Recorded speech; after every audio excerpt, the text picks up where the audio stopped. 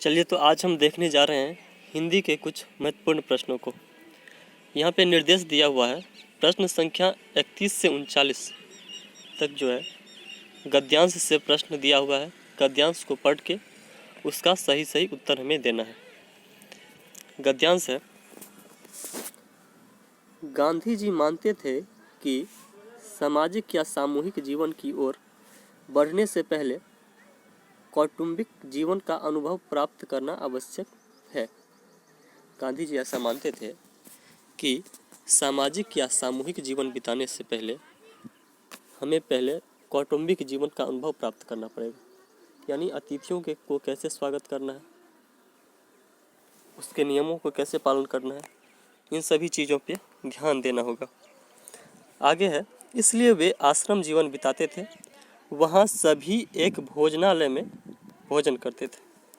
महात्मा गांधी जो हैं आश्रम जीवन बिताते थे और वहाँ पे जितने भी लोग रहते थे सभी भोजनालय में, यानी भोजनालय भोजन के घर को कहा जाता है, भोजन प्लस आलय यानी भोजन का घर।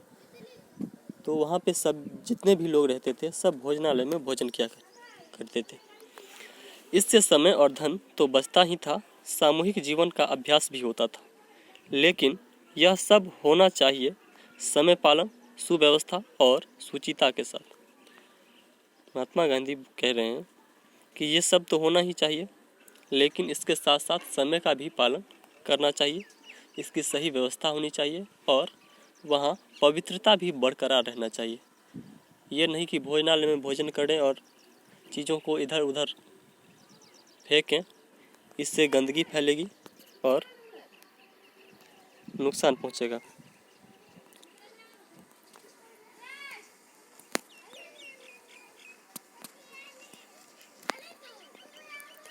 आगे है, इस ओर लोगों को प्रोत्साहित करने के लिए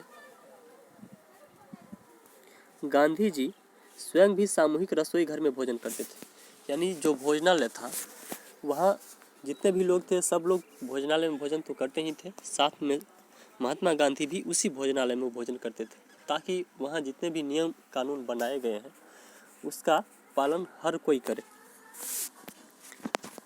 भोजन के समय 2 बार घंटी बजती थी। जो दूसरी घंटी बजने तक भोजनालय में नहीं पहुँच पाता था उसे दूसरी पंक्ति के लिए बरामदे में इंतज़ार करना पड़ता था। यहाँ पे दिया हुआ है कि भोजन के समय 2 बार घंटी बजाया जाता था। जो दूसरी घंटी बजने तक भोजनालय में नहीं पहुँच पाता था उसे दूसरी पंक्ति में यानी दूसरे लाइन में खड़े होने के लिए उस बरामदे पर जो है इंतज़ार करना पड़ता था। दूसरी घंटी बजते ही रसोई घर का द्वार बंद कर दिया जाता था। जब दूसरी घंटी बजती थी तो रसोई घर का जो द्वार था, जो गेट था, उसे बंद कर दिया जाता था, जिसके बाद में आने वाले व्यक्ति अंदर न आने पाए। यानी उसके बाद कोई भी व्यक्ति भोजनालय के अंदर नहीं आ सकते हैं, ऐसा नियम बनाया गया था। आगे है, एक दिन गांधी जी पिछड़ गए। यानी ऐसा संयोग से एक दिन ऐसा हुआ जब गांधी जी समय से भोजनालय नहीं आ पाए। संयोग से उस दिन आश्रमवासी ही हरिभाऊ उपाध्याय भी पिछड़ गए। यानी जो आश्रम में रहते थे हरिभाऊ उपाध्याय वो भी पीछे रह गए, यानी वो भी समय से नहीं पहुंच पाए भोजनालय। जब वे वहां पहुंचे तो देखा कि बापू बरामदे पर खड़े हैं। जब हरिभाऊ उपाध्याय जब वहां पहुंचे तो देखे क्या कि बापू जो है यानी महात्मा गांधी जो है वो बरामदे के पास खड़े हुए हैं। बैठने के लिए न बेंच है न कुर्सी, यानी महात्मा गांधी को बैठने के लिए न कुर्सी दिया गया है न बेंच दिया गया है। हरिभाऊ ने विनोद करते हुए कहा, बापूजी आज तो आप भी गुनहगारों के कटघरे में आ गए हैं। यानी हरिभाऊ ने उनसे कहा महात्मा गांधी से कि आज आप भी गुनहगार हो गए हैं, यानी आप भी लेट हो गए हैं, आपको भी इस नियम का पालन करना पड़ रहा है।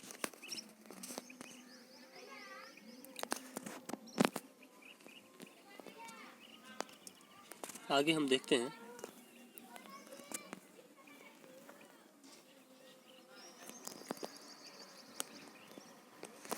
गांधी जी खिलखिलाकर हंस पड़े, बोले कानून के सामने तो सब बराबर है ना। महात्मा गांधी बोले कानून जो बनाया गया है वो सबके लिए बनाया गया है, यानी कि उस कानून का पालन हर किसी को करना पड़ेगा, चाहे मैं ही क्यों ना हूँ, मुझे भी इस कानून का पालन करना पड़ेगा। हरि भाऊ जी ने कहा बैठने के लिए कुर्सी लाऊं बापू? गांधी जी बोले नहीं, उसकी ज़रूरत नहीं है, सज़ा पूरी भुगतनी चाहिए, उसी में सच्चा आनंद है। गांधी जी बोले जो कानून बनाया गया है वो सबके लिए बराबर है और सज़ा भी सबके लिए बराबर है, यानी अगर मैंने उस कानून का पालन नहीं किया है तो मुझे सज़ा भुगतनी पड़ेगी, उसी में सच्चा आनंद है। अब इसके अंतर्गत कुछ प्रश्न हैं, उस प्रश्नों को देखते हैं। 31 नंबर प्रश्न है, गांधी जी ने किस बात की पूरी सज़ा भुगतने की बात की है?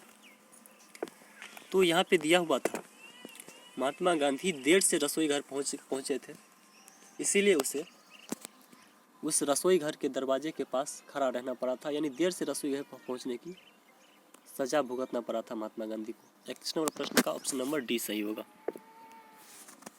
चलिए हम अगले प्रश्न 32 नंबर प्रश्न को देखते हैं। प्रश्न है सामूहिक जीवन बिताने के लिए सबसे महत्वपूर्ण क्या है?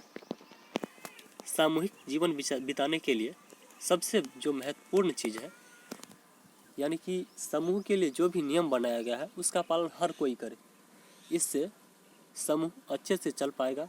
और इस गद्यांश में भी यही दिया गया था कि महात्मा गांधी भी उस नियम का पालन करते हुए उस दरवाजे के यानी उस भोजनालय के गेट के बाहर खड़े रहे थे, यानी समूह के लिए जो भी नियम बनाया गया है उस नियम का पालन सभी को करना है। 32 नंबर प्रश्न का ऑप्शन नंबर डी सही होगा। चलिए अगले प्रश्न यानी 33 नंबर प्रश्न को देखते हैं। इसमें कहा गया है कानून के सामने तो सब बराबर होते हैं ना, गांधी जी का यह कथन किस ओर संकेत करता है?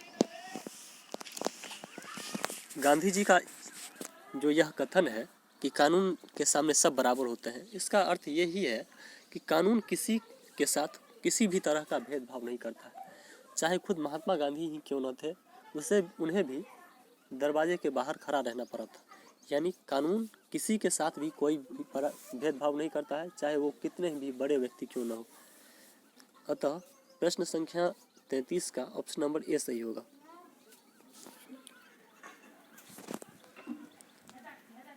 अब हम अगले प्रश्न को देखते हैं, प्रश्न संख्या 34 को।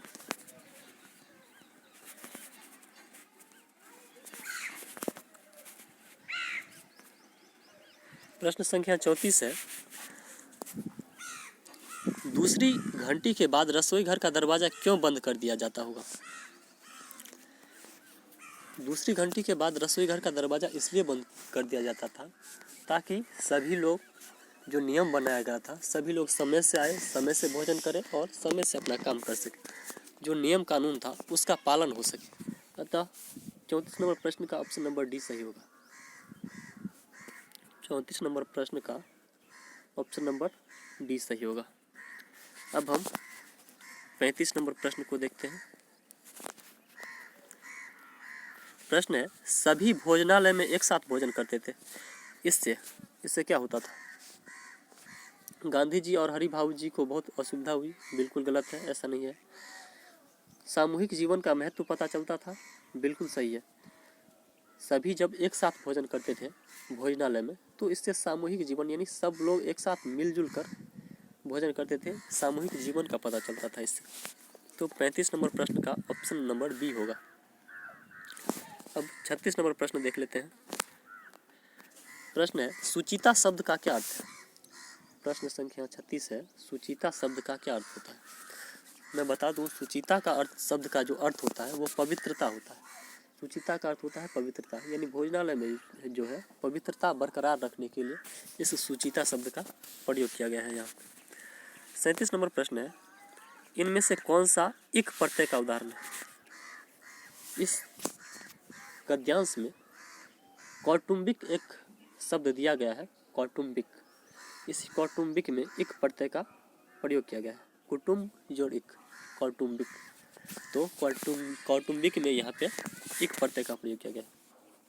अब 38 नंबर प्रश्न को देखते हैं। प्रश्न है भोजनालय का संधि विच्छेद क्या होगा। तो भोजनालय का जो संधि विच्छेद है भोजन प्लस आलय। भोजनालय का संधि विच्छेद क्या होगा, भोजन प्लस आलय, ऑप्शन नंबर डी। अब हम अगले प्रश्न को देखते हैं, 39 नंबर प्रश्न को। प्रश्न है रसोई घर शब्द है, रसोई घर जो शब्द है वो यौगिक है। 39 नंबर प्रश्न, रसोई घर जो शब्द है वो यौगिक है, यानी कि यहाँ रसोई घर दो शब्दों से मिलकर बना है, रसोई और घर, रसोई और घर मिलकर रसोई घर बना है। यहाँ दोनों शब्द का अलग अलग अर्थ निकल रहा है। यौगिक शब्द उसी को कहते हैं जिसमें अगर संधि विच्छेद करने पर दोनों शब्द का अलग अलग अर्थ निकलता हो तो वो यौगिक शब्द कहलाता है। इसीलिए 39 नंबर प्रश्न का ऑप्शन नंबर सी सही होगा। अब हम अगले प्रश्न की ओर चलते हैं। अब एक और गद्यांश यहाँ पे दिया हुआ है, उसको हम देखते हैं।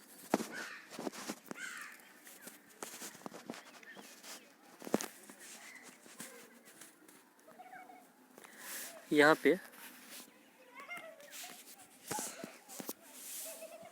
दिया गया है निर्देश, प्रश्न संख्या जो 40 से 45 तक है, इन प्रश्नों को गद्यांश को पढ़ के ही हमें उत्तर देना है। गद्यांश है भाषा शिक्षण में व्याकरण का एकमात्र उद्देश्य है विद्यार्थी या शिक्षार्थी को शुद्ध भाषा प्रयोग में कुशल बनाना।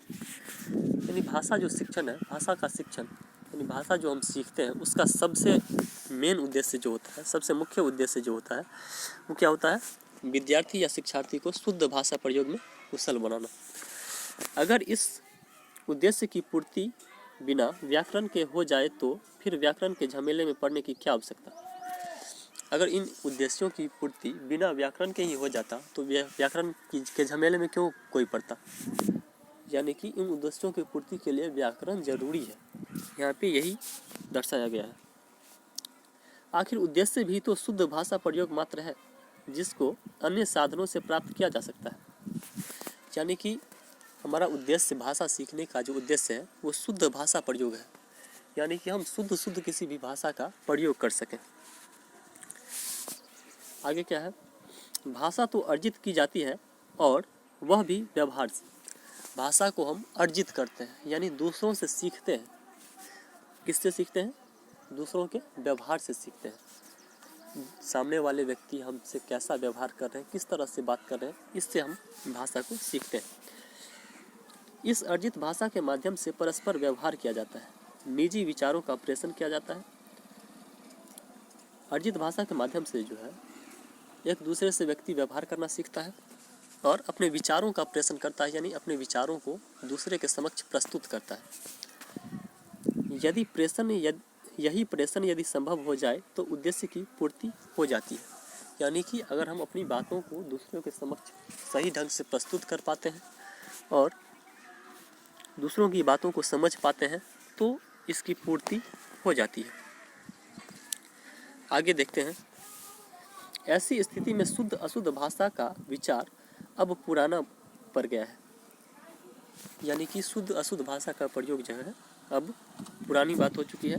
हाँ, इतना अवश्य है कि प्रेषण के लिए प्रयुक्त वाक्य कहाँ तक स्वीकृत है और कहाँ तक अस्वीकृत, इसकी ओर ध्यान रखा जाता है। यानी कि जिस भाषा का प्रयोग हम कर रहे हैं उसको स्वीकार किया जाएगा या नहीं स्वीकार किया जाएगा, इसका ध्यान रखना पड़ता है। हम कुछ भी बोल दें ये सही नहीं होगा। एक ऐसा शब्द बोला जाए जो सभी जगह मान्य हो, हमें ऐसी स्वीकृत भाषा का प्रयोग करना चाहिए। आगे है, एक ही विचार की अभिव्यक्ति के लिए 5 वाक्यों में 3 स्वीकृत माने जा सकते हैं, एक को स्वीकार किया जा सकता है और एक अस्वीकृत या अमान्य। यानी कुछ ऐसे भी वाक्य होते हैं जिसमें से कुछ भाषा को स्वीकार किया जा सकता है, कुछ को अस्वीकार भी किया जा सकता है। मुख्य समस्या अस्वीकृत या अमान्य वाक्यों से बचने की है। सबसे मुख्य समस्या जो है अस्वीकृत या असामान्य वाक्यों से बचने का है। यानी कि हम ऐसे शब्दों का प्रयोग ना करें जो अमान्य हो, अस्वीकृत हो। इसका उदाहरण स्वरूप हम देखें तो गांव घर में लोग गाली गलौज करते हैं, जो सही नहीं है। ये अमान्य भाषा है, अमान्य शब्द है। तो इन सब चीज़ों से बचने की आवश्यकता है। कभी कभी ऐसे वाक्यों के अर्थ में अस्पष्टता होती है और कभी कोई भिन्न अर्थ निकलता है। इन शब्दों से कभी कभी भिन्न अर्थ निकल जाता है, अलग अर्थ निकल जाता है और इनमें अस्पष्टता होती है, यानी कि स्पष्ट नहीं हो पाता है भाषा। अब इन गद्यांश के आधार पर हम कुछ प्रश्नों को देखते हैं।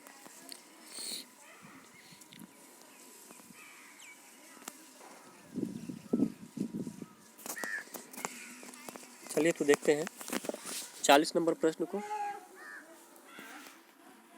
प्रश्न है, भाषा शिक्षण में व्याकरण का एकमात्र उद्देश्य है। भाषा शिक्षण में व्याकरण का जो एकमात्र उद्देश्य है, मैंने अभी बताया। भाषा शिक्षण का एकमात्र उद्देश्य क्या है? शुद्ध भाषा प्रयोग में कुशल बनाना। शुद्ध भाषा प्रयोग में कुशल बनाना भाषा शिक्षण में व्याकरण का एकमात्र उद्देश्य है। इसलिए प्रश्न संख्या 40 का ऑप्शन नंबर सी सही होगा। अब देखते हैं प्रश्न संख्या 41 को। 41 नंबर प्रश्न है, भाषा एक डैश नहीं है। भाषा जो है एक अमान्य वाक्यों का संग्रह नहीं है। भाषा में ऐसे वाक्य होने चाहिए जो मान्य हो, जो सब लोग उसे स्वीकार कर सके। अमान्य वाक्य भाषा में नहीं हो सकता है। अतः प्रश्न संख्या 41 का ऑप्शन नंबर डी सही होगा। अब हम अगले प्रश्न को देखते हैं, 42 नंबर प्रश्न को। प्रश्न है, अर्जित भाषा के माध्यम से क्या नहीं किया जाता है? अर्जित भाषा के माध्यम से क्या नहीं किया जाता है? परस्पर व्यवहार किया जाता है, सही है। निजी विचारों का प्रेषण किया जाता है, ये भी ठीक है। शिक्षण में व्याकरण का प्रयोग किया जाता है, बिल्कुल गलत है। शिक्षण में व्याकरण का प्रयोग हम अर्जित भाषा के माध्यम से नहीं कर सकते हैं। अर्जित भाषा का अर्थ होता है कि हम जो भाषा किसी और से सीखते हैं, व्यवहार से सीखते हैं, तो व्यवहार से सीखने में हम वहाँ व्याकरण नहीं सीखते हैं। अतः प्रश्न संख्या 42 का जो है ऑप्शन नंबर सी सही होगा। अब हम अगले प्रश्न यानी 43 नंबर प्रश्न को देखते हैं। 43 नंबर प्रश्न है, यदि निजी विचारों का प्रेषण संभव हो जाए तो क्या होगा? भाषा का उद्देश्य पूरा हो जाता है, सही है। अशुद्ध वाक्यों पर ध्यान दिया जाएगा, नहीं, गलत है। अर्थ का अनर्थ हो जाएगा, ये सब गलत है। 43 नंबर प्रश्न का ऑप्शन नंबर ए सही होगा। यानी यदि अगर निजी विचारों का प्रेषण संभव हो जाए, अगर हम अपनी बातों को सही से किसी दूसरे के सामने प्रस्तुत कर सकें, तो उससे भाषा का उद्देश्य पूरा होता है। इसलिए 43 नंबर प्रश्न का ऑप्शन नंबर ए सही होगा। प्रश्न संख्या 44 को देखते हैं हम। प्रश्न संख्या 44 है,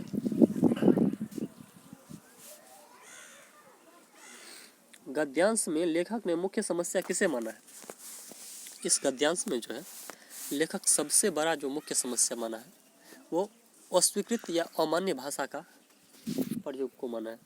यानी कि भाषा प्रेषण में अस्वीकृत तथा अमान्य वाक्यों से बचने के लिए कहा गया है। इसीलिए 44 नंबर प्रश्न का ऑप्शन नंबर सी सही होगा। अब हम 45 नंबर प्रश्न को देखते हैं। प्रेषण में प्रयुक्त वाक्यों के अर्थ में अस्पष्टता होने के कारण क्या हो सकते हैं? अगर प्रेषण में प्रयुक्त वाक्यों के अर्थ में अस्पष्टता हो जाएगी तो उसका अर्थ का अनर्थ हो जाएगा। इसीलिए 45 नंबर प्रश्न का ऑप्शन नंबर ए सही होगा।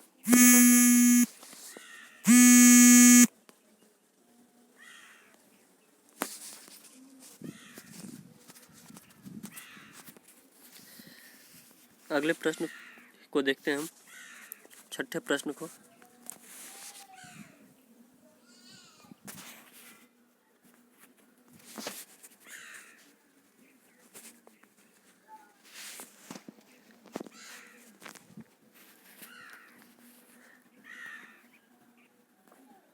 प्रश्न संख्या 46 को देखते हैं।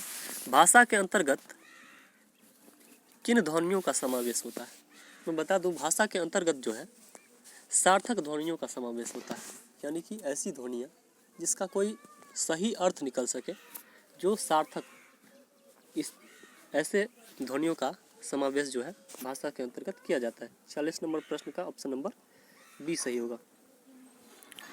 अब हम आगे बढ़ते हैं और देखते हैं प्रश्न संख्या 47 को। प्रश्न संख्या 47 में दिया गया है, इनमें से प्राथमिक स्तर पर भाषा शिक्षण का कौन सा उद्देश्य अनिवार्यतः नहीं है। यानी प्राथमिक स्तर पर भाषा शिक्षण का कौन सा उद्देश्य जो है अनिवार्य नहीं है, जो सीखना जरूरी ही है। पहला ऑप्शन है भाषा के अलंकारिक प्रयोग की क्षमता का विकास। प्राथमिक स्तर पर बच्चा अलंकार के बारे में कुछ नॉलेज नहीं होता है बच्चों को, इसीलिए प्राथमिक स्तर पर जो है भाषा के अलंकारिक प्रयोग की क्षमता का विकास नहीं किया जा सकता है। 47 नंबर प्रश्न का ऑप्शन नंबर ए सही है। ऑप्शन बी है मानवीय मूल्यों का विकास। बिल्कुल, मानवीय मूल्यों का विकास भाषा के माध्यम से प्राथमिक स्तर पर किया जाता है। विभिन्न संदर्भों में प्रयुक्त शब्दों का सही अर्थ ग्रहण करना, जो हम सीख रहे हैं उसका सही अर्थ ग्रहण करना सही है। विभिन्न संदर्भों में और स्थितियों में अपनी बात व्यक्त करने की कुशलता का विकास, ये भी सही है। अतः 45 नंबर प्रश्न का ऑप्शन ए सही होगा। अब हम अगले प्रश्न को देखते हैं, 48 नंबर प्रश्न को। प्रश्न है, शिशु सर्वप्रथम भाषा कहाँ से सीखता है। बच्चा जो है सबसे पहले भाषा कहाँ से सीखता है, परिवार से। बच्चा सर्वप्रथम भाषा कहाँ से सीखता है, अपने परिवार से। अब हम अगले प्रश्न को देखते हैं, 49 नंबर प्रश्न को। प्रश्न है, प्राथमिक स्तर पर सुनना बोलना कौशल के विकास में कौन सी विधियाँ अधिक सहायक है। प्राथमिक स्तर पर सुनना बोलना कौशल के विकास में भूमिका निर्वाह और बातचीत सबसे अच्छा माना जाता है। भूमिका निर्वाह, इसका अर्थ होता है रोल प्ले, यानी कोई अगर नाटक हम कर रहे हैं, किसी का रोल कर रहे हैं नाटक में, तो इससे सुनते भी हैं और बोलते भी हैं, और बातचीत में भी सुना जाता है और बोला जाता है, इसलिए ऑप्शन नंबर बी सही होगा।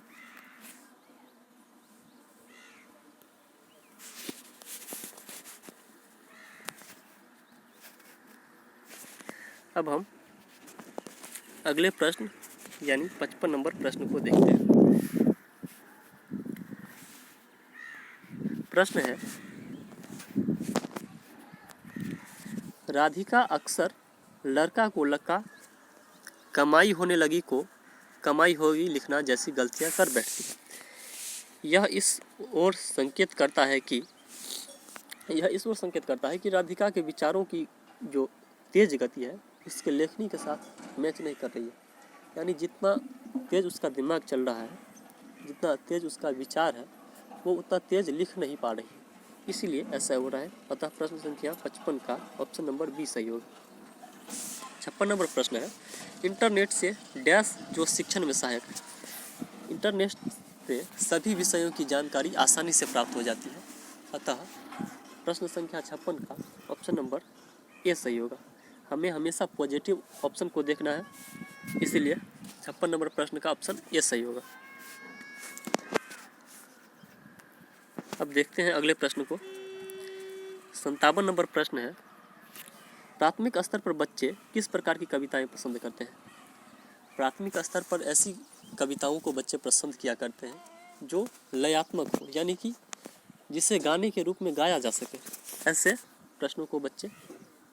ऐसे कविताओं को बच्चे पसंद किया करते हैं। अतः प्रश्न संख्या 57 का ऑप्शन नंबर ए सही होगा। 58 नंबर प्रश्न है, डीडी नेशनल पर प्रसारित कार्यक्रम अकबर द ग्रेट से बच्चों को किस प्रकार की शिक्षा मिल सकती है।